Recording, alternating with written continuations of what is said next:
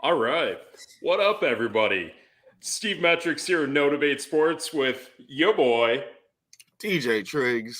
And boom, together we are Db8 Sports here off of a week 8 in the NFL. And got some picks, got some fantasy stuff happening. And tonight, got my Raiders playing tonight against Detroit.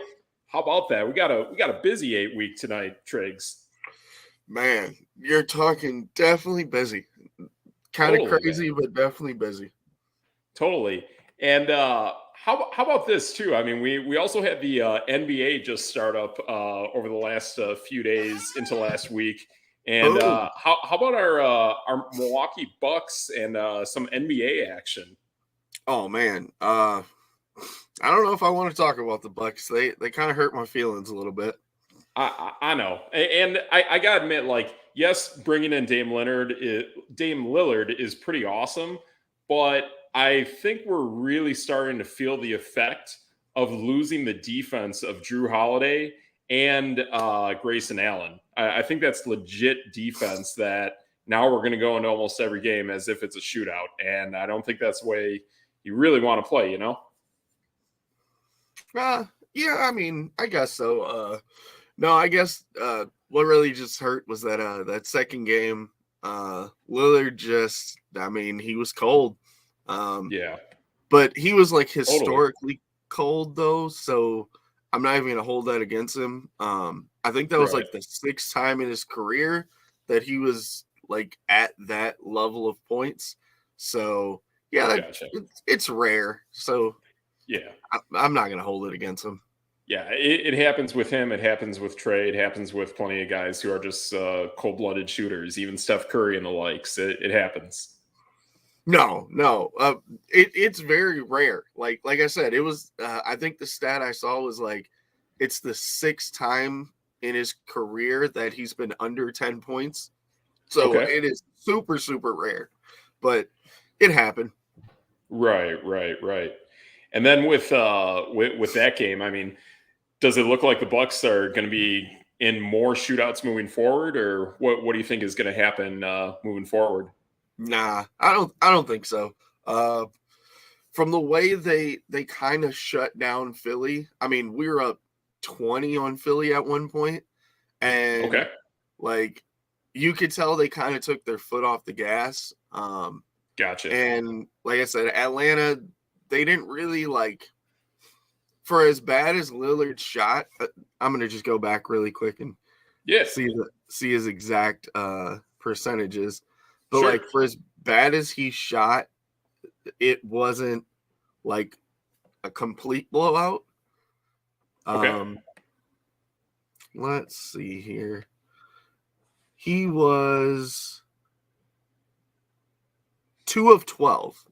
And yeah, we lost by 17, but like there's no way Lillard's going to go 2 for 12 and only score 6 points like Right. ever. Right. Even if you add like, I don't know, 14 points or and 10. some free throws. Normally he's a pretty good player to get to the line too. Total.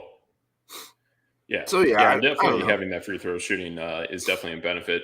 But Drew was a great free throw shooter as well. So it's more like that level has to be maintained, and that intensity of getting to the basket, that has to happen. We have to continue having that post play that we had from last season. So it's what it's going to take. Yeah, I think Crowder and Malik Beasley, they both kind of play pretty good on the edge. Giannis is able to move around a little bit more. Yeah. Yeah, I mean, I don't expect a lot of defense from a point guard. I mean, Drew Holiday Right. was great at it, but Yeah. it is what it is.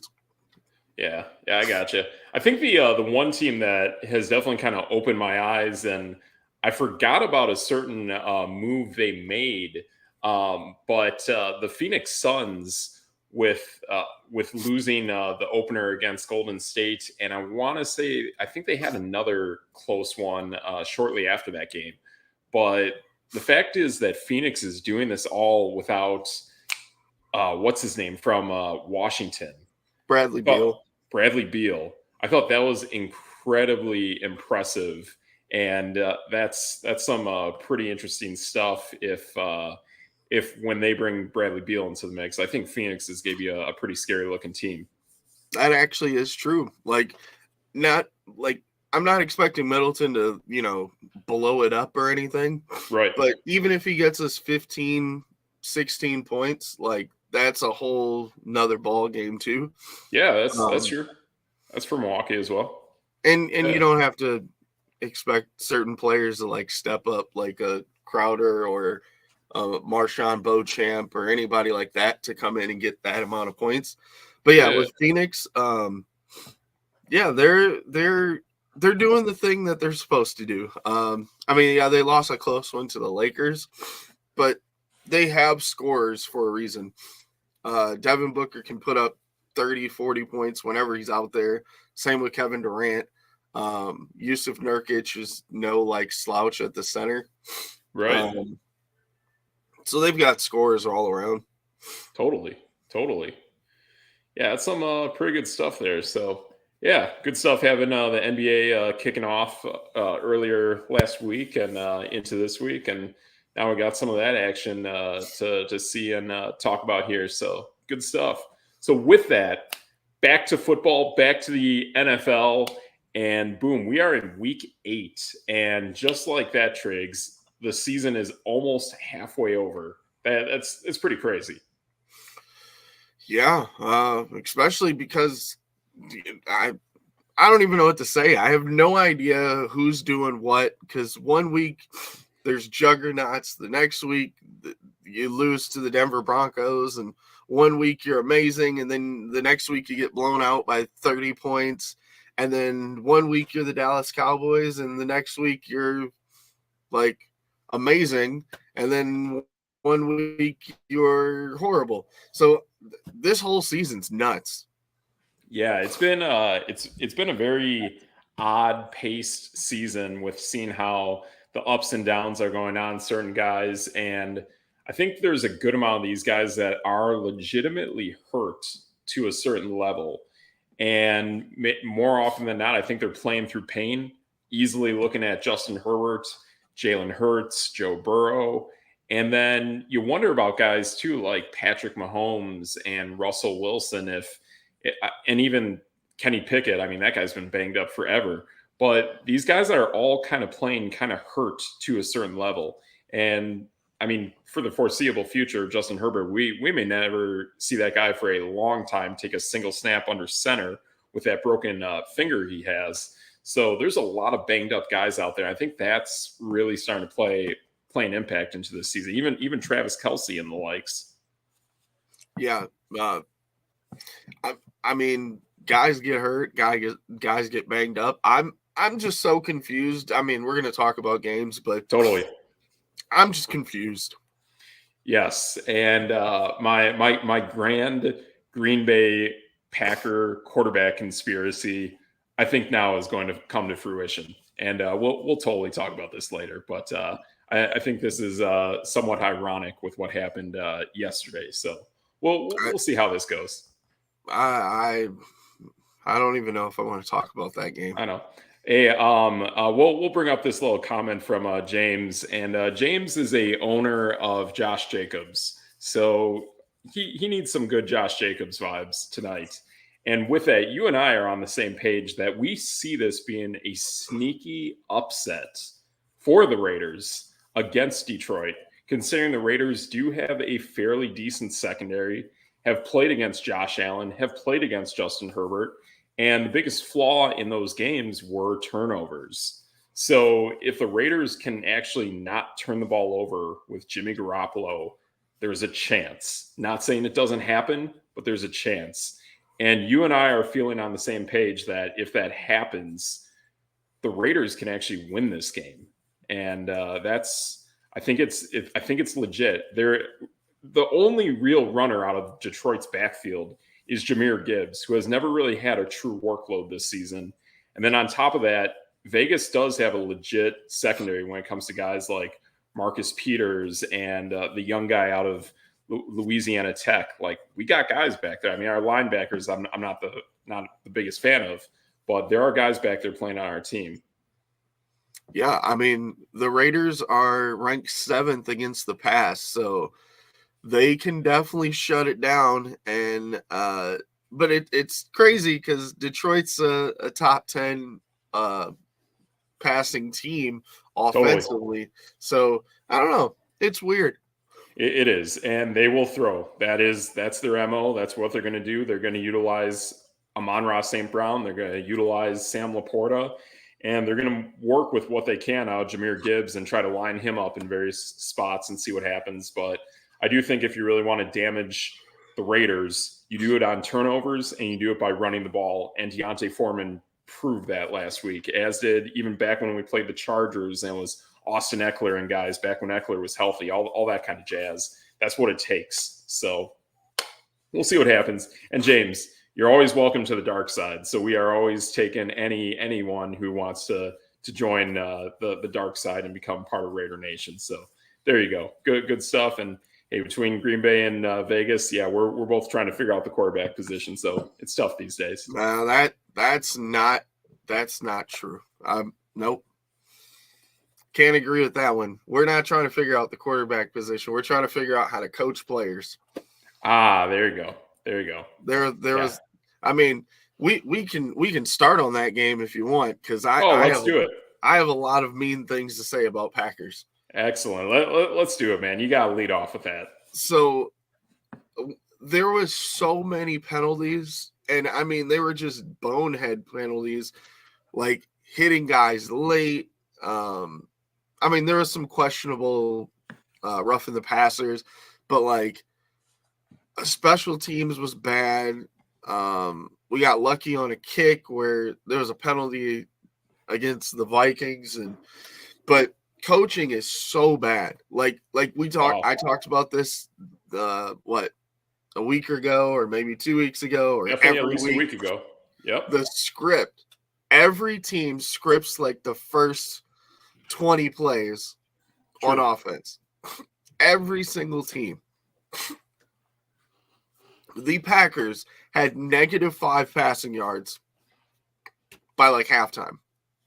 That's insane. I even saw the stat line was 2 for 4 for 7 yards at one point. I'm like, what in the world is going on with you guys? And because AJ he got sacked, it was -5. Oh, okay. Yep. Wow. Yeah. Like weird. Literally, I sent out a tweet. Oh my gosh. I sent out a tweet. Like AJ Dillon comes in the game and you know exactly what they're doing. He runs it up the middle and gets shut down every time. He's a mini Derrick Henry. And it doesn't work. It never works. Like, never, ever works. They tried it twice at the goal line. Did not work. And it's like, well, everyone sitting at home knows exactly what's happening. How do the Packers coaches not know what's happening? Right. Like, you have all of this technology and all these advanced stats and all this extra stuff, but they just keep doing the exact same thing, which, again, is the definition of insanity. Doing the same thing over and over and expecting a different result. And then passing-wise, like, and it started to help at the end of the second quarter, like during that 2-minute drill. But, like, they have their wide receivers and all their route runners run these deep 10 to 15-yard routes, and Jordan Love never gets it to them because they're covered downfield. And then he has nobody to drop it off to. And I'm like, what are they coaching? Like, what is the scheme? What are these plays they're calling? Like, it doesn't make any sense. Like, if you know the guy's not getting, I mean, obviously half of our offensive line is beat up. One of the best offensive linemen in the history of football, like, isn't playing. And we're moving guys to center, all over. Yeah, so it should be even shorter in the field. I mean, essentially, Watson should be your deep threat. You work Reed out of the slot, and you work Dobbs to the intermediate part of the field. Yeah. And then you have, what's his name, Luke Musgrave, wherever you feel that route plays into the rest of what you're formulating. That's how it should work. And that is very bizarre if they're sending everyone deep and you do not have a great offensive line to compensate for that. So that doesn't make sense. There's no play action because the running backs aren't doing very well.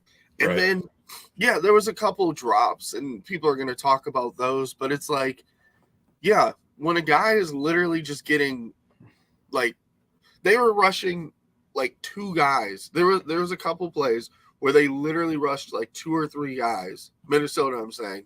Totally. And they got through. And I'm like, clearly you should be dropping off screens. You should be doing short yardage. Like, instead, they're going for these long bombs on, like, 2nd and 5. And it's like, well, you haven't completed a pass all half. You have no passing yards. But you think it's a good idea to throw a bomb. And I know one of them was intercepted, but it's like, and it was underthrown. Don't get me wrong. But, like, what do you expect when a guy is under duress, like, the entire game because his offensive line shot and they know they can't run the ball? Like, we talked about this when we played the Raiders.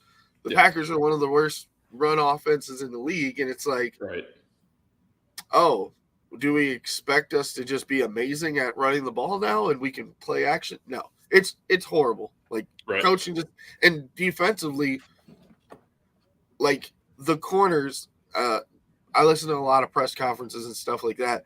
Sure. Jair Alexander, all pro, has literally said, we just have to, like, stop the other team from scoring, or maybe we have to score some points on defense.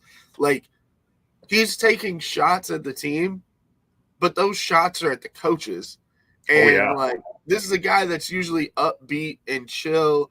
Even in losses, he's pretty chill. And it's like, you're telling one of the best bump and run coverage guys to play 10 yards off the ball. It's like, so everyone just throws a bunch of short routes and just eats us up down the field. I just don't get it. It doesn't make any sense. Yeah, absolutely. I mean, I would expect with this offense, with Jordan Love being the starter, that you would definitely establish the run game and establish some shorter, intermediate kind of throws for Jordan Love to really get the rhythm, get the script going to start the game, and then really start to open it up with Christian Watson and some of those other go route receivers you guys got. But I would want to start with more often of Jaden Reed and Romeo Doubs and really get that going first. So it is kind of bizarre with how that play calling's going. And this will be the last thing I say about this game, but like, sure, it shows how amazing Aaron Rodgers is. Where like people were whining and kind of the coaching staff was whining a bit that like he would check out of plays and stuff. This is why. Yep. Yeah, totally. I mean, yeah, when you're not getting the right play calls coming in and when it's going completely opposite to how the other team is lining up on the field, then you're going to audible it to what you're going to take more of an advantage of. So that's definitely some stuff that's going on with Aaron Rodgers and not going on with the Packers of today.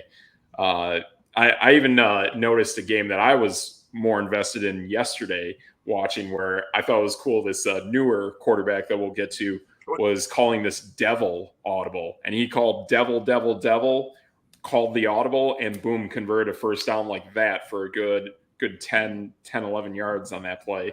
So pretty cool stuff. Let me say this. So like, and I noticed some Twitter battles about the defense. The Packers, their defense was out there. They're one of the Packers have one of the worst time of possession. Yeah. And Jordan Love was the leading rusher. Yeesh. That's never good. Yeah, your quarterback should never be the leading rusher unless it's a guy like a Justin Fields, maybe a Lamar Jackson, maybe a Josh Allen, maybe that kind of stuff. But even then, that's going to bring up some red flags. So it's tough. Yeah, but That's all I got. I could There you keep go. ranting. Yeah. I think the one major thing that happened on the other side, and now here comes my great Green Bay conspiracy on this. And James, get out of here. That's not happening. Come on, man. Come on, get out of here. That is just not happening. Um, so what's going on with Green Bay and Minnesota is, yeah, Kirk Cousins done. His season is over, and that sucks. That for a guy who I ran the numbers on him, I think he was about to throw for almost 5,000 yards, about 36 touchdowns, and about I want to say about 10-ish or so, maybe a good dozen interceptions. That's a really, really good stat line for a guy like that. So that's a bummer. It really sucks because that offense is really loaded. Even Cam Akers is now getting into the mix, and that defense, that Brian Flores zone scheme they got, is really starting to flourish. I like what they got there, but they need that quarterback to keep that ball rolling. So that's a real tough one. And I thought they had a shot to win this division. Now it's more than likely going to be Detroit. But here's my grand conspiracy on this: is that now Minnesota more than likely will cut him. They will void his contract moving forward, and how that's going to work. And what I think will happen is somehow, some way, Minnesota will move on from Kirk Cousins, and now this opens up the market for him. And from what I've heard, Cousins has about 4 suitors moving forward. We know that San Francisco definitely wants him. It's very possible that the LA Rams could move on from Bradford and say, hey, we need a quarterback. The rookie they drafted is having his own issues of his own, and hopefully that goes well. But he's more than likely not looking like the future either. So Kirk Cousins is very viable. But the question of this too is, what does Kirk want to do? Does he really want to get up and move to another city? Even Atlanta's in the mix. I think the Jets. I do not think he does. I think he wants to remain in Minnesota, and that's his life. His kids are happy there. His wife is happy there. Happy wife, happy life, all that. And he has tons and tons of money. I mean, I think he's 1/5 of being a billionaire at this point. Like, he's close just on NFL salary alone. Like, he's made monstrous deals throughout his career to this point to really set himself up well, incredibly financially. The only thing that I see going on here, and we'll bring this back to the NBA, is back when Tony Kukoc was finishing up with the Chicago Bulls, he basically would take the Amtrak Hiawatha train straight north from Chicago to Milwaukee, and he would hang out in Milwaukee for maybe a day or so, practice, be ready for the game. And then when he was done and had some time to go back home, he'd take that train and go right back down to Chicago, where he lived and resided before joining the Milwaukee Bucks. I see this being very similar, and I could see Kirk Cousins going into next season for a team like you, Triggs, your Green Bay Packers. I think that is the one team that he would end up on, because there is a dire need at quarterback. You bring in Kirk Cousins to the mix, he will easily beat out Jordan Love. Jordan Love is nowhere close to being, you can say what you want about coaching, but Jordan Love is nowhere near close to the talent of Kirk Cousins. True, but the Packers should probably draft a first round. All right, this is my thought. Packers should get rid of Mark Murphy. Yeah, I've been hearing that for years, like 4 years. On top of that, they should get rid of the defensive coordinator. I may even say, I think it's one more year of Matt LaFleur. If they're this bad, they'll probably give him a pass this year, where they get rid of Jordan Love or they don't re-sign him or whatever. He goes and picks his own quarterback, because and then they probably draft one really high in the first round.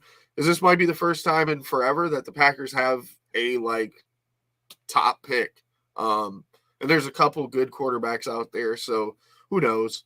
But where was LaFleur before he got to Green Bay? I know he was in Jacksonville with Blake Bortles and that team that had a shot at going to the Super Bowl against Tom Brady and the Patriots. I know he was part of that staff, but I want to say he has some connections with like a Sean McVay or a Kyle Shanahan. Like, I know they're all kind of friends of each other, like Zach Taylor, Kevin Stefanski.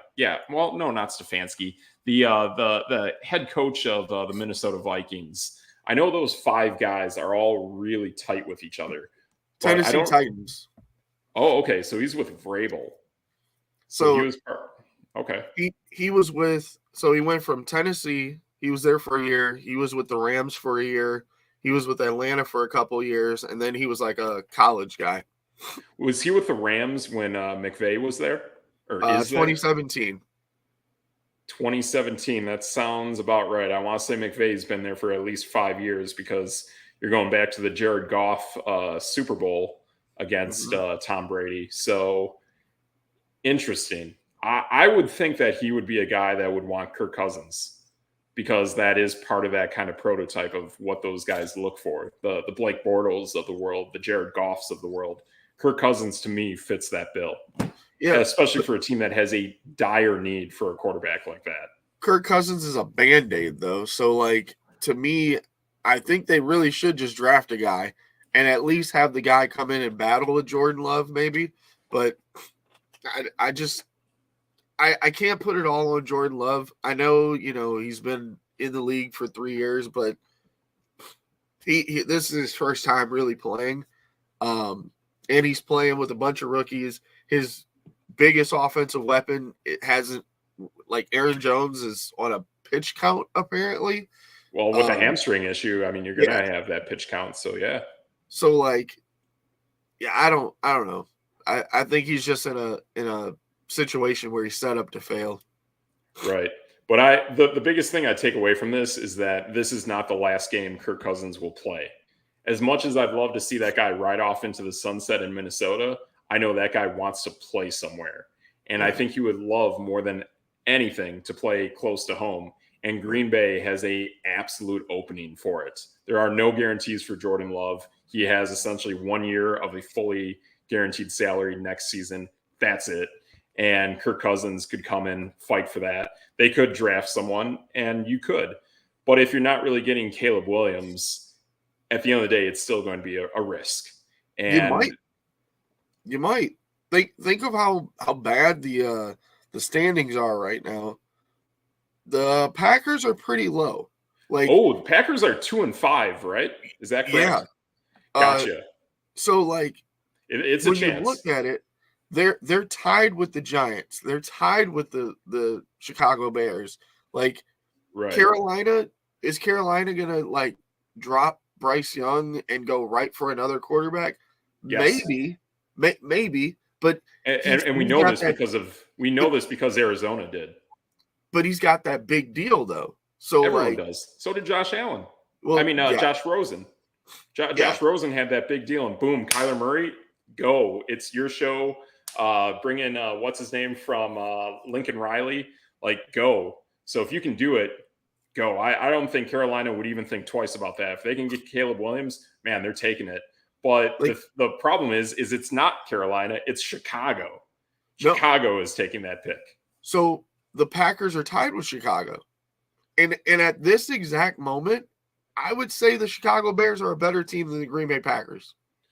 Yeah, that's definitely true. All I mean is that Carolina pick at 1 is Chicago's pick for owning from the deal that they made last season to move up to get Bryce Young. So that Carolina pick is a pseudo Chicago pick. Could Green Bay fall further than Chicago? Yeah, that's very doable. When it comes to those other teams you brought up, I do think the New York Giants are one of those teams that is probably better than Green Bay, better than Chicago. I could see them doing more damage. The weird thing is, too, Carolina's schedule towards the end of the season, the very end of the season, is very favorable. I don't have it up with me right now at the moment, but when I was looking at players in their waiver wire last week, and I looked at DJ Shark, he was a guy that looked interesting because the end of his season looked very favorable, and I noticed that. But it's something weird where it's like Carolina might, at the end of the season, go on a sneaky little run and bump themselves out. Well, Chicago bump Chicago out of that 1 spot. So then in your case, Green Bay could be at the very bottom. And Green Bay with Caleb Williams. Oh, totally. You'll take that in a heartbeat. Everyone will. So Carolina plays Tennessee. Well, they've got Chicago and Indy next, but then they play Tennessee, Tampa, New Orleans, Atlanta, Green Bay, Jacksonville, and Tampa. Yeah, like there's a good 3 or 4 of those mix, and plus you're seeing Atlanta in there, you're seeing Tampa Bay in there. There's some very, very favorable matchups in there, and well, there is a sneaky team in there. There is the Tennessee Titans, who are a team that I definitely want to talk about, but we'll get to them. We'll start up more on this Tampa Bay disaster that I think is really going on. And I think we are seeing what's going on with Baker Mayfield. And I think it was you who called out that we're going to see in the near future, we're going to see a changing of the guards to Kyle Trask especially after what we saw last Thursday.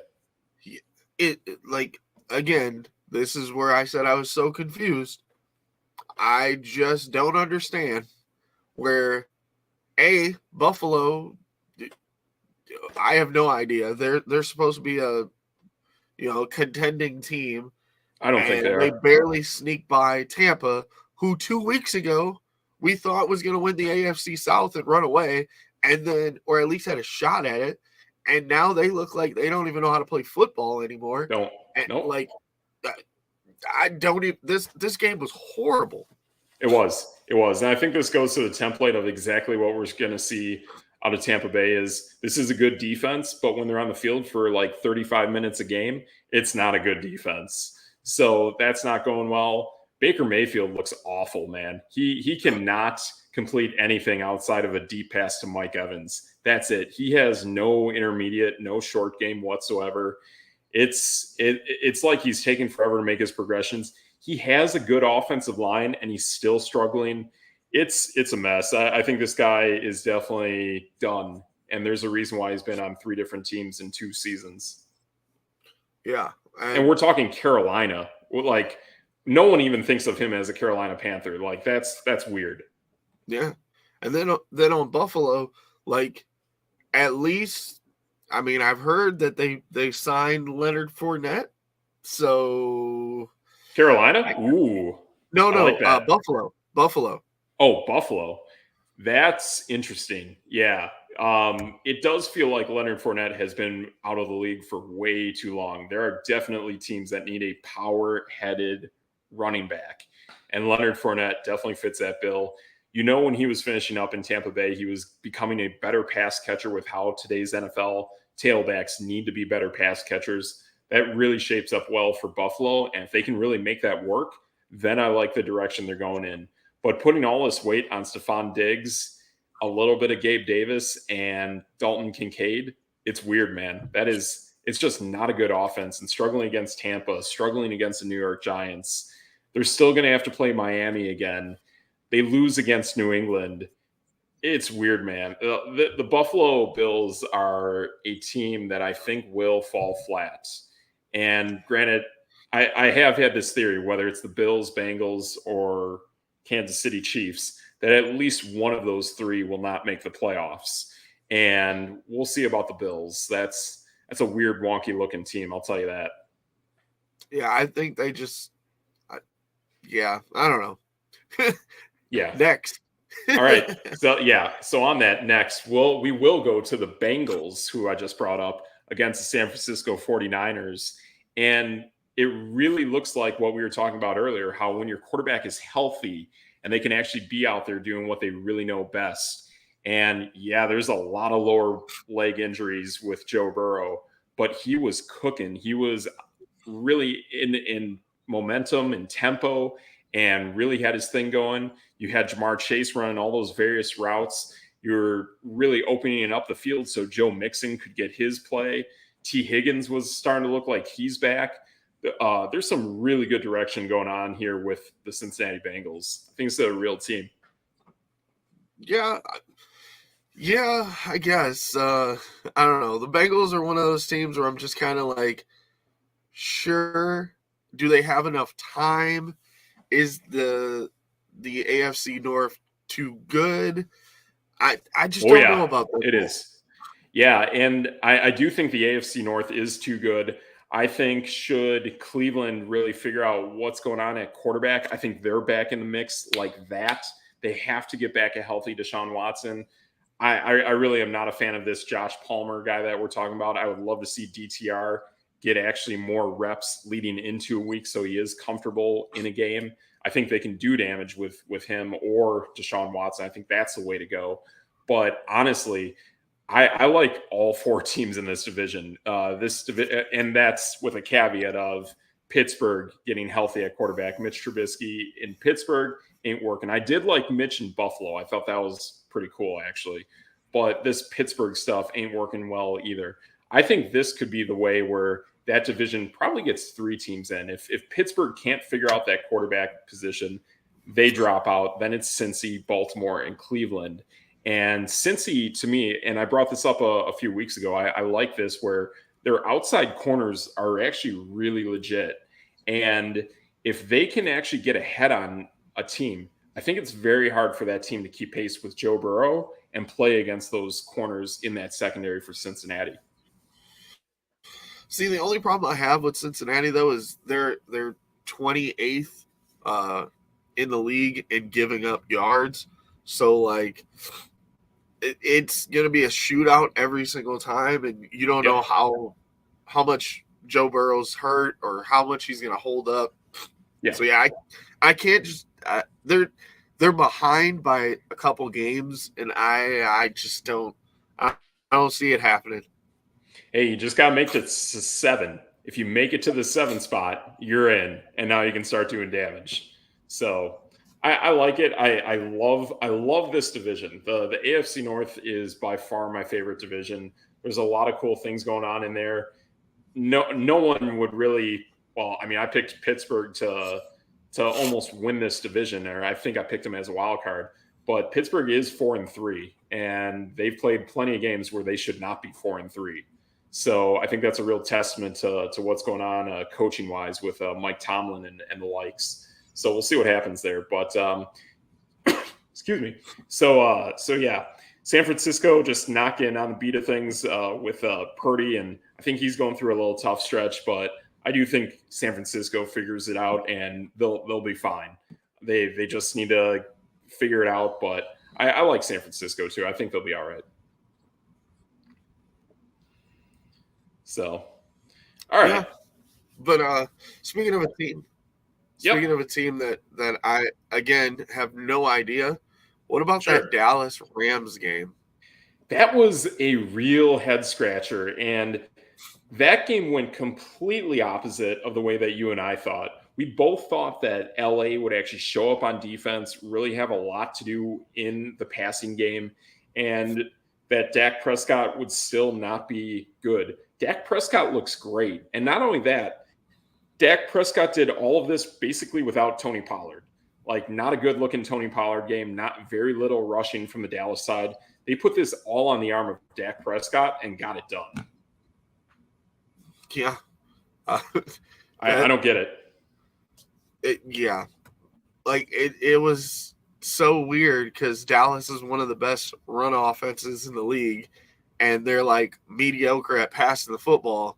And then in this game, it was the complete opposite, where it was like Dak Prescott's a quarterback again, and then Tony Pollard wasn't there. Yeah, and I just don't get it. It's very bizarre. I mean, I am glad that they are utilizing CeeDee Lamb more and that he is very much integrated into this offense now. But what in the world is going on with Pollard? Even Pollard was used more often out of the backfield as well, and only getting 1 reception for 2 yards. Very little run game out of him and Rico Dowdle. Just a very weird game for Dallas. And they've had that this year. They've had a ton of weird games, yet they score above 30 points in like half of these games. And it's very weird how it looks. Their defense is really stepping up. The guy who stepped in for Trayvon Diggs, tearing his ACL. That guy actually had a pick 6 to the house. I'm trying to bring up that guy's name, Deron Bland. Yeah, I've really liked that guy. And man, maybe if one day in the future, if they can go with a Trayvon Diggs, a Stephon Gilmore, and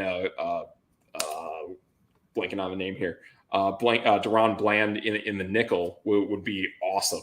That would be some really cool stuff to actually have all three of those guys on defense at the same time. But nonetheless, Dallas has a solid defense. They know what they're doing there, and that defense can definitely win them games. But I think the big thing here that is determining that is the turnovers of Dak Prescott. In this game, it was only one interception out of him in this game. And looks like you had one out of Sam Bradford, sorry, not Sam Bradford, Matthew Stafford. So yeah, you definitely had some stuff going on there with how Dallas was able to keep control of the ball, keep control of everything moving with Dak, but putting everything on the shoulders of Dak. So pretty wild one. Yeah. What about the Atlanta Falcons and Tennessee Titans? I know you want to talk about this one. Oh, yes. This is by far my favorite game of the weekend. This game I actually watched firsthand. My mom is more of a Derrick Henry fan, so I thought this was a great game for us to watch together, and it was pretty cool. It was a pretty cool game. Glad that we turned it on, and then I found out that Will Levis was starting, and boy, was that the right call, because now Will Levis can join my group of, it's a very short list right now. It is a truly short list of quarterbacks that I fear. And like Jalen Hurts can be in this group as well, but I do feel like there is something going on injury wise. I think there is too much weight going on that knee with him running the ball. We'll see. Hopefully he gets better, but I know you made bank with him with AJ Brown this week. But Will Levis just unloaded. That guy has an arm like no other. There were multiple times in this game where he basically launches the ball and the ball is off the screen. It is nowhere near anywhere of the monitor of the screen, whatever you're watching this game on. He launches it. It's in the top left corner, and then it's gone. That football is gone, and then it falls in the hands of a receiver that's like 20 yards away from the nearest defender for a score. DeAndre Hopkins caught 3 of those for touchdowns. And then there were 2 other throws that also were borderline defended, or the guy caught it just barely out of bounds. So this guy had like 5 deep passes all on the money. So I just had to look up my my 2023 draft quarterback rankings. Yes. I'm gonna pat myself on the back on this one. Yeah, that way. I literally said elite arm, pro style fit, and great potential. Oh yeah, that's money. That's 1, 2, 3. That's all 3 touchdowns to D Hop. 1, 2, 3. That's no debate. And I compared him at that time to Matthew Stafford, which like big boom, arm. Give him an elite wide receiver, and there you go. Totally. And even he had one really nice throw to Nick Westbrook-Akine. I think that was the 4th touchdown that he threw. I want to say was to Nick. And it shows that if they can really start to figure out how to play that middle of the field and give him more options, I think that's the sky's the limit on this guy. And this is what I've been wanting for a Derrick Henry style offense for quite a while. And we had this back when Tannehill had a great season before he had that mini contract extension. They started putting the franchise tags onto Henry. That's what it takes to open up Henry. If you have a big downfield passing threat and you can really scare the living daylights out of that defense, then that's really going to open up the field for Derrick Henry. And I hope they hold on to Derrick Henry at this point. I mean, yeah, I'm a Tajay Spears owner, and you and I both really like Tajay Spears. But boy, with Will Levis under center, it's a game changer, man. This changes the trajectory of the Titans, changes the trajectory of their playoff potential. I really like the way the Titans can go with this moving forward. Agreed. This is probably going to make them keep Derrick Henry. So yes, hopefully that works out for them. Yeah, hopefully on that. Atlanta basically had to pull the reins on Ritter. They went to Taylor Heineke, and I like him. I think he looks good, but you can tell that Ritter just isn't ready. He's just not ready in this offense yet. There's some good stuff going on with Atlanta with their receivers, whether it's Mac Hollins or Drake London. Drake London got a little banged up in this game, so that was kind of a bummer. But it looks like that team, they need to figure out what to do at quarterback so they can start really utilizing the run game better. Again, there's Tyler Algier, Bijan Robinson, Cordero Patterson. It just looked like all three running backs were really out of funk. Algier looked pretty solid, but it looks like just the tempo and the flow of that offense, especially in the run game, is really wonky with all this weird stuff going on at quarterback. Yeah. Fun stat for that one. Bijan got his first touchdown, rushing touchdown. Oh, okay. So they've all been passing touchdowns to this point with him. Yeah. Weird. That's weird. That's crazy. Yeah. So let's go to New Orleans and Indianapolis. Yeah, so here we got another high score. This was supposed to be a game that Jonathan Taylor was supposed to be the guy, but yet again, he continues to split carries with Zach Moss, and Zach Moss has himself a very solid game. Vultures that one touchdown away from Jonathan Taylor, but together they ran for 100 and over 150 yards against that staunch New Orleans defensive front, but still took care of business there. So you have that go on. Gardner Minshew played okay, but at the end of the day, then too, you had New Orleans on their side be able to rack up a lot of points. And I think it's really showing that those people that invested in Alvin Kamara and knowing that 3-game suspension was there, but not having any fear of it, that was totally the way to go. Yeah. That, like, even though it was a high scoring game and it was kind of like fun to watch and pinball back and forth, like, I don't see either one of those teams being like bad enough to get a top pick or good enough to be in the like playoff mix. New Orleans will be in the mix just because their division's horrible, but like, yeah, their defense just gave up 27 points to a backup quarterback and a running back that hasn't played like half the season.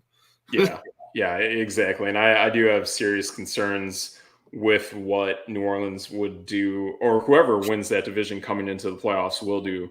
And I heard this on a show earlier this morning that New Orleans more than likely will go into the playoffs and 100% has to play either Philadelphia, Detroit, San Francisco, or Dallas. And all four of those are going to be a loss for whoever comes out of the NFC South. So they're just not in the same league. They're just not in the same league as those teams. I mean, even if it were Seattle out west, that would still be really a problem for New Orleans. Right. Then let's go to Miami and New England. So last week I pointed out that it was really Bill Belichick who really put the script on how to deal with Tyreek Hill.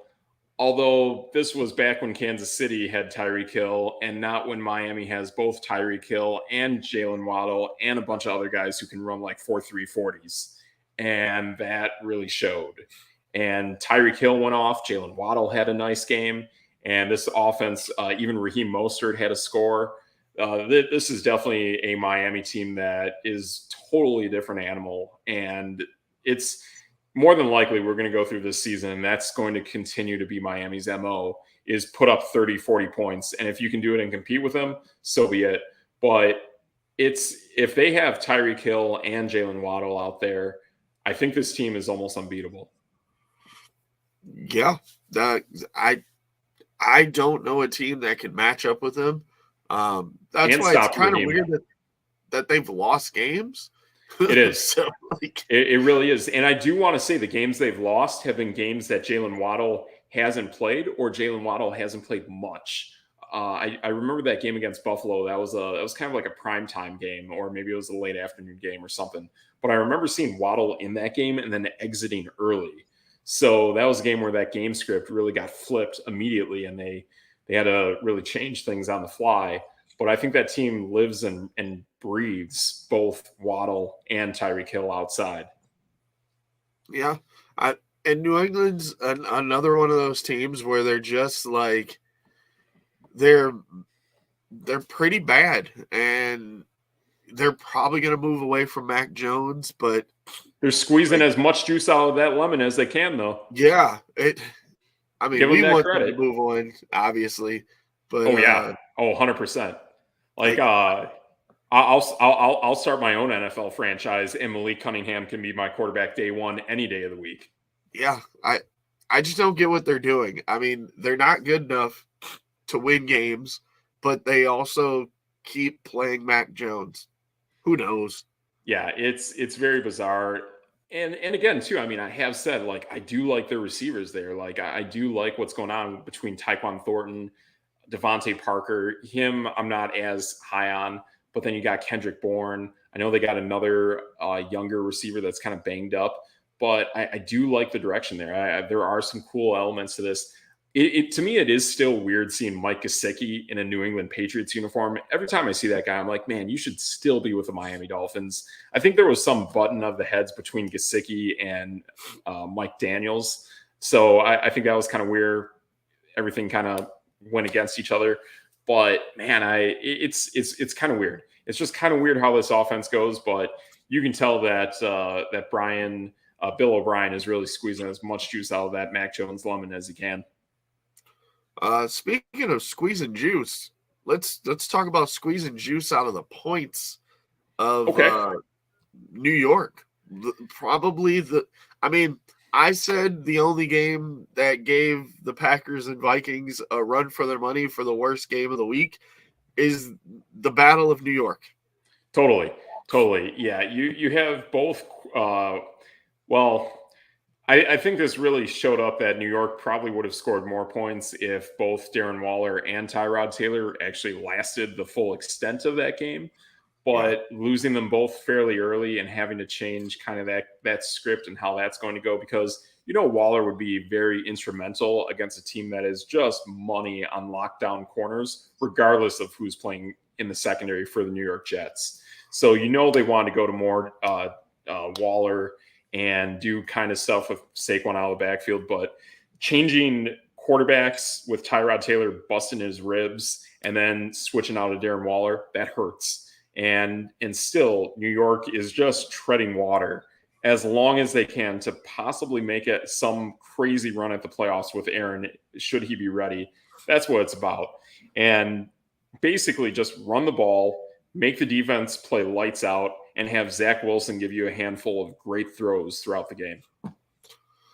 It sounds insane, but if the playoffs started right now, the Jets are in. They are the 7th team.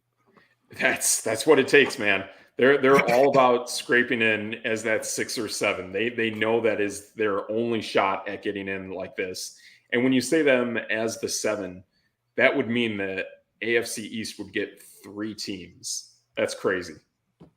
Yeah, and I mean they're only a game behind Buffalo, so right now that team would play Kansas City, and this team, like you just said, their defense is elite against the pass. Yes, and then you give Aaron Rodgers these weapons. Could they beat a Kansas City? Maybe. Oh yeah. Yeah, I think Kansas City's totally beatable. And I really disliked seeing last week after the Chiefs mollywhopped on the Chargers. And we know right now, basically everyone can mollywhop on the Chargers if you actually have a legit guy at quarterback. And thinking that the Chiefs were the greatest thing since sliced bread. And you got Taylor Swift and the daughter of the owner of the Chiefs and all that good stuff. But let's be honest. If Travis Kelce and Mahomes don't get it going, that team stinks. They legit stink. And we're not even talking like they can be middle of the road and win on defense. They can't. They can only win with Mahomes and Kelce. That's it. You shut them down, they're done. They're not even a good playoff team. They couldn't even score a touchdown yesterday against the Broncos, a team that they should just torch. I mean, honestly, they should get between 2 games against Denver, they should get 7 touchdowns. And I think against 2 games against Denver, they have maybe 2, maybe even 1. I forgot what that first game against Denver was, but this game they played yesterday against Denver, horrendous. Let's talk about that. How do you score 9 points when you have Patrick Mahomes and an awful Broncos secondary? That is an awful secondary. Yeah. Yeah, Yeah. The only team that made them look good was, the Green Bay your team. Packers. Yeah, I know. Yeah. I know. Yeah, your team. And what was it when even when Chicago played Denver, they torched them. They just went on fire against Denver. So I don't get it. And I think it is very possible that you could see the Chargers getting on some kind of run and taking it from them. I know they're far back because they've had their own conundrum of weird games to lose, but at least the Chargers can figure it out. And at least the Chargers are getting back Austin Eckler and getting back that identity. They are an Austin Eckler led team. And Justin Herbert is fantastic at quarterback. And he is on my short list of guys that scare me. It is Justin Herbert. It is Joe Burrow. It is a healthy Jalen Hurts. It's those three. And now this new guy, and we'll see what else he's made out of, and Will Levis. Those are my four guys that I look at them like, oh my goodness, this is terrifying. There is something different here at quarterback with those four guys where they can literally take the top off of defense and they can score at will now. It used to be the Patrick Mahomes and the Josh Allens of the world. It used to be those guys. But there's something wonky in both those guys now where neither of them really looks that right.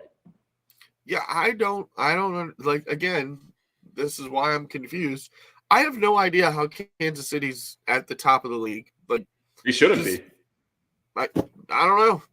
Yeah. And even seeing Travis Kelce as the number one tight end in the National Football League, well, okay, great. You are definitely the number one tight end when you have a few 100+ yard games and a touchdown in each of them.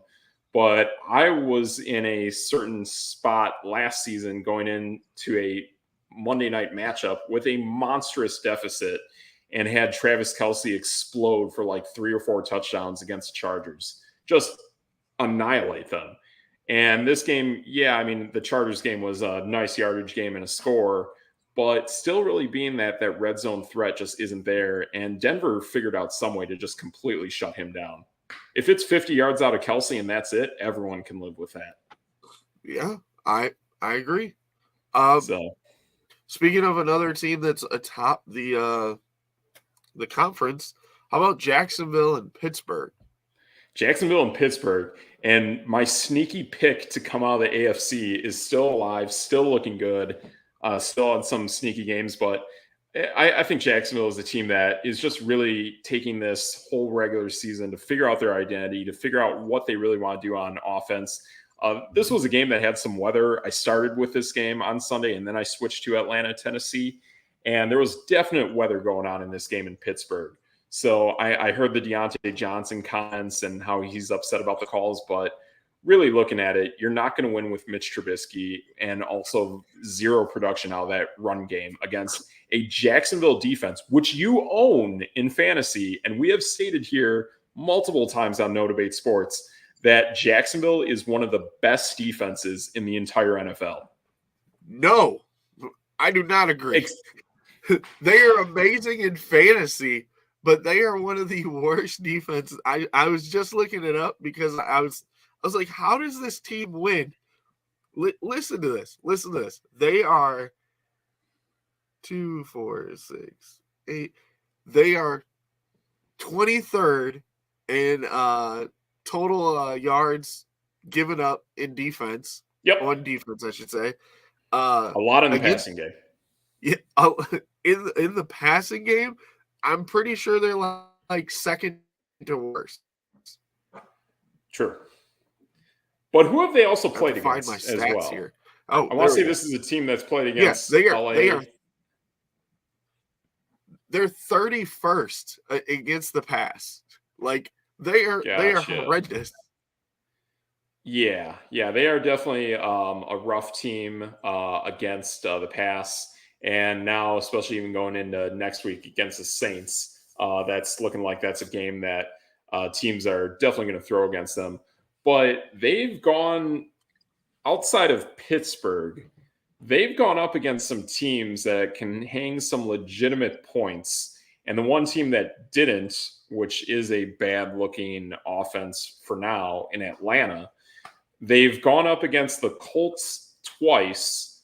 They've gone up against the Chiefs, and that was a low-scoring game. But granted, that was a game that even Jacksonville should have really gone off on.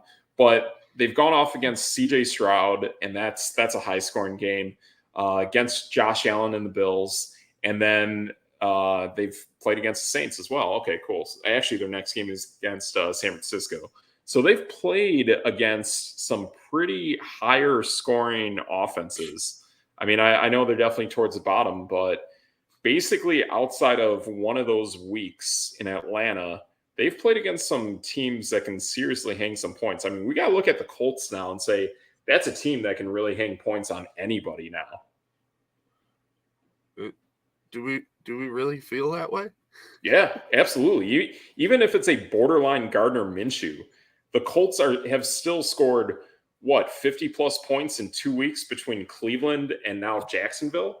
I mean, not Jacksonville, but I mean, Indianapolis has now scored 50 points between Cleveland and whoever they just played this week. So, like, Indianapolis is a real team. They might not be a playoff team, but that's a team that can hit you both on the run and in the pass now, even without Anthony Richardson.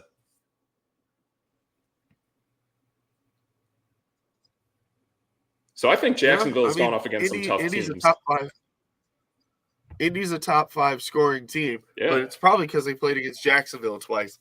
I mean, it is possible. It is ironic, but I do think Jacksonville has probably had one of the tougher schedules to go up against opposing offenses to start this season, and we'll see how it goes further down the line. But I mean, now they're going up against I think it's going to continue to look bad from their standpoint until we get to the very last borderline month of the entire NFL season. Their next 4 games, their secondary is going to get torched. They play up against San Francisco, Tennessee, C.J. Stroud and the Texans, Joe Burrow and the Bengals, and who knows who's playing at quarterback for Cleveland in 5 weeks. They could be going up against a Deshaun Watson and possibly get torched, or they don't go up against a Deshaun Watson and actually look good. So it's very interesting how those flips of the coin can be. They go up against the Ravens. Who knows what kind of Ravens team we see. But then it's Tampa Bay, Carolina, and Tennessee to finish out the season. That could go very favorably for that defense. It could. It could. I would just be afraid for them in the first round. Well, first round, they would be a top 4 team. Who knows? To me, I mean, I want that matchup. I want to see the rematch. I want Jacksonville against Kansas City, and I want Jacksonville to take care of business. I don't know if we get that, but we'll see.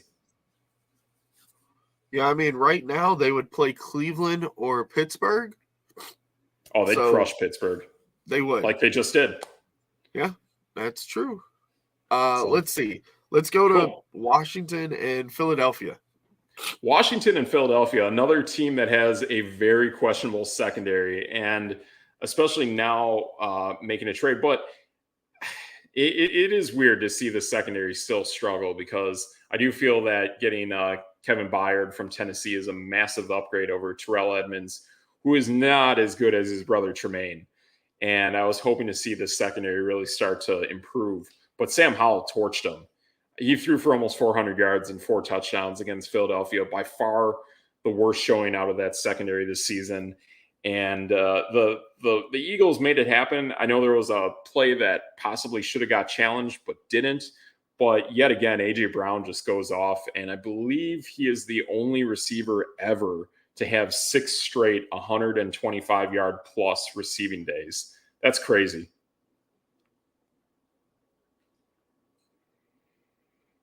That is, it blows my mind. Again, like, you're supposed to have this great defense, and then you get torched by Sam Howell.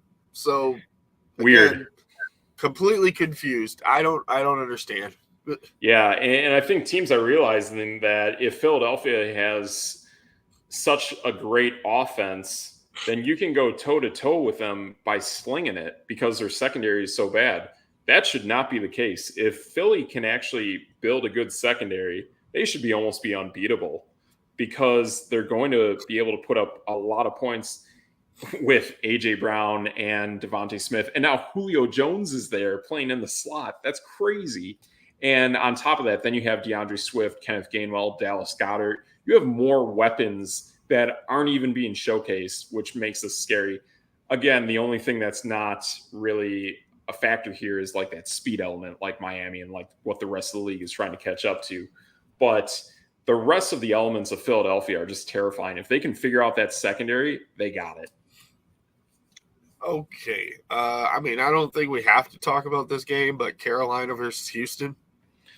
Man, that's a bummer. I really wanted to see CJ Stroud and the Texans keep rolling, but that's a big blow. That is a big blow, taking the wind out of your sails for possibly making a shot at the playoffs, possibly trying to make a play at winning that division. Just not happening. And yeah, I don't like seeing Carolina winning football games at this point. It's really bad looking. Yeah. Not a good day out of Adam Thielen. Just not a weird. It's weird, and yeah, it sucks that with all this uncertainty in the NFL, that the one guy who's getting a pass is the worst quarterback in the NFL in Bryce Young. He should totally get replaced immediately, and he should even get replaced by Andy Dalton. And never thought we'd be saying that, but Andy Dalton is a much better quarterback than Bryce Young. Only way you can get top picks, though, is by being horrible. So they're probably just going to keep being horrible. Yeah, it's insane. I don't get it. And then the other thing I don't get too is that if this is the direction of the team and this is how you're going, then why in the world did you essentially fire Steve Wilkes? This is a guy who's been nothing but impressive for back-to-back stints of being a head coach. And both times the teams have fired him. And I hate it. I hate seeing it because he actually turned Carolina into a legit defense. You saw some of that yesterday against Houston. And you saw Steve Wilkes pulling every trick out of the bag he could against Joe Burrow yesterday. And with him being let go for Kyler Murray and Lincoln Riley in Arizona, I thought it was garbage. Same. Cleveland at Seattle. Yeah, Cleveland at Seattle. So again, this is another bad showing out of that Cleveland defense. And I do wonder, too, if this is a reflection of the weird uncertainty going on at quarterback. But Seattle is really starting to show that they can actually be a multifaceted team on offense. So granted, this is a team we know plays good defense, can run the ball, can attack you on the ground, time of possession. That's their MO. But yet making good plays out of Tyler Lockett. DK Metcalf is kind of banged out, but they have that outside receiving threat there. And now, again, the second straight game and the game winner, Jackson Smith and Jigba out of the slot. So I love it. I love seeing that guy score some touchdowns. They put heavy draft capital on JSN, and it's good to see it finally pay off and actually starting to come together with the chemistry of that offense. Yeah, Cleveland's another one of those, like if their offense could get it together, they're number one against the pass defensively. Yep. They're number one in total yardage. They're a top 10 with total points. They could in cold weather, in playoff weather, they could be scary. Totally. And I think we're really starting to realize how special Nick Chubb was at running back and how effective he was at just cutting on a dime. I mean, let's be honest, the guys who in the NFL who can really cut on a dime and still have 100% explosive speed moving forward once they make that cut are Nick Chubb, Josh Jacobs, Christian McCaffrey, and Stephon Diggs. Those to me are like the only four guys who can really just, make a catch and go and just kind of make this weird spin move. Even Justin Jefferson is kind of one of those guys too. But it's a very short list. I think Nick Chubb was actually making that offensive line better than what it truly looked. True story. So, and then Seattle, they're not like the sexy pick or anything like that, but they're the number 2 team in the NFC record wise, and they just keep chugging along. They do. They keep chugging along. They keep doing their thing. I think the biggest thing for them moving forward now is that they're really starting to figure out that secondary. So for quite a while, that secondary was not looking great. But since they took Devin Witherspoon, put him in the nickel, they've really played well in the last few weeks. So I like that transition they made, and I think Witherspoon is going to be one of those shutdown corner guys now moving forward. Right. Let's move to Baltimore, Arizona. Yeesh. Again, this is another head scratcher where Arizona is pretty much the worst secondary in the NFL. They are bad against slot, bad against outside receivers, and somehow they did something to give Baltimore fits, which I know you love Baltimore. I do not. This is why I see some weird things. I mean, Lamar Jackson, to me, is playing the best football of his career, but still kind of falling back onto the Mark Andrews play and getting very little production out of Zay Flowers. I don't get it. I know Gus Edwards was really more of a player in this game. They ran the ball very effectively, but I just don't get why against a team that is so bad in the secondary, why you can't just unload with them with Odell Beckham and Zay Flowers. That I don't get. This goes back to me being confused. They Yep. are the number one defense in the entire NFL when it Yep. comes to points allowed, and they let Arizona put up 24. It's weird. And that's Josh Dobbs. I mean, I know of Josh Dobbs. I love Josh Dobbs, but I love him for reasons besides his quarterback play. I love seeing him be this extremely smart, talented guy, rocket engineer, that kind of stuff. And he has an NFL career. That's cool. But as an NFL quarterback alone, putting 24 on Baltimore doesn't make any sense.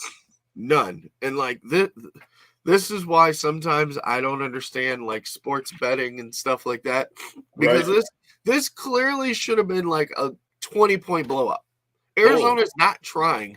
They literally are not trying. Yeah. They are not a great football team, especially in this matchup. So I did not get how this game was close. I called them last week. I thought Zay Flowers would just ball out in this game, and I was completely wrong. Completely wrong on how they were using him for this game. And then finally, Chicago and the Chargers. Finally, Chicago and the Chargers. And after seeing Chicago firsthand in person against a somewhat good secondary with my Raiders, I was expecting Chicago to really become something against the Chargers, who have a very bad secondary. And I thought that would really start to become a factor, but it wasn't. And now that Eckler is back and healthy, Chargers just took off. No Mike Williams, no problem. Quentin Johnson, he is the next Mike Williams. Yeah. I mean, the Chargers are literally the worst team against the pass in the NFL. And everybody wanted, what's his name? Tyson Bagent? Yeah, Tyson Bagent. Yep. Everybody thought this guy was going to be the next, dude. And the Chargers were like, no. No, just nothing there. I mean, this had all the writing in the world to be a really nice DJ Moore game. I saw some chemistry between Bagent and Moore last week when I was at the Bears game, and I thought that would definitely transpire to LA, especially being indoors too. So being on that track field kind of turf and making it happen indoors just never happened. Right. And I mean, one of the big problems is Chicago couldn't run the football either, and it's probably why they're one of the worst to do that. So I mean, I don't know. It just seemed like the Chargers just beat them up the way they're supposed to. They did, yeah. And I think now having Eckler back, I think that really helps them really establish the ground, grind some more time of possession, so they don't have to expose that defense out there as much. And for having just 4 fingers on his no throwing hand, Justin Herbert, he's getting in his groove. He's starting to figure it out. He's starting to figure out how to grip the ball, how to play out of shotgun nonstop. So I love what they got going on there. I think they got more 12 personnel going on between Everett and Parnham. So they got some good things going on with that offense now. Yeah, I mean, at least they played Chicago. Totally. Have them play Kansas City again immediately, and I think they torch them having Austin Eckler back now. It makes sense. I could see that. There you go. Cool. Well, with that, that's no debate right there. So that's some good stuff. Yeah, it looks like this Lions Raider game is still pretty low scoring. Looks like all field goals right now for Detroit. So some pretty interesting stuff going on there. Yeah, yeah, it's kind of weird, but we'll figure it out. We'll see what's going on there. So that's what we got. I think that's a lot of stuff. I think we're good for a show tonight. We got all our games covered. Got a little NBA action in there, and got some Monday night previews. So I like that. That's looking pretty good for a show tonight. So, Triggs, what do you got for your video game? Oh man, I didn't actually think about that. Hey, sometimes we just gotta go off the cuff and just go. How about? Oh, this one's solid. What you got? Flipping my camera. Okay. W got some W Mayhem. Nice. Looks like we got some Steve Austin on this for the N64. No, that's Bill Goldberg. Oh, it's Bill Goldberg. Wow, totally a doppelganger for Steve Austin. How about that? That was on purpose. They did that on purpose. Okay. Interesting. Did I see that right too? That was the N64, but it looked like it had a Sega sponsorship on it. Nope. No Sega sponsorship. It's EA Sports and but N64. Gotcha. Cool. Good stuff there, man. That's pretty cool. I always love seeing some N64 action. So with that, the belt got my Raiders going tonight, and we gotta go Megatron. We gotta put out the good Raider vibes, see what happens, see if we can get a win. Don't like seeing 0 points on the board, especially when we're talking about Mike McDaniels being this offensive genius with 2 New England Patriot quarterbacks that are his guy, and Devontae Adams and Josh Jacobs, and we only have 0 points. So, yeah, talk about that. That's your side of the ball that you're responsible for, and we are not getting it done. So, although I am seeing some, I think it is Halloween, and I think we are getting a little bit of Michael Myers. Oh, Austin Hooper, the doppelganger of Michael Myers. So there you go. Got some of that going on right now as we speak. But yeah, we'll see. So tomorrow we'll talk more about this game. We'll see what happened, what's going on, and then boom, start giving a preview week 9. NFL trade deadline is coming up tomorrow as well, I think. Yes, NFL trade deadline's going on. We'll see if we got any more NBA news, and we'll take from there. So there you go. Booyah. So I'm Steve Metrics. That's your boy, DJ Triggs. Together with No Debate Sports, and that's No Debate. Boom.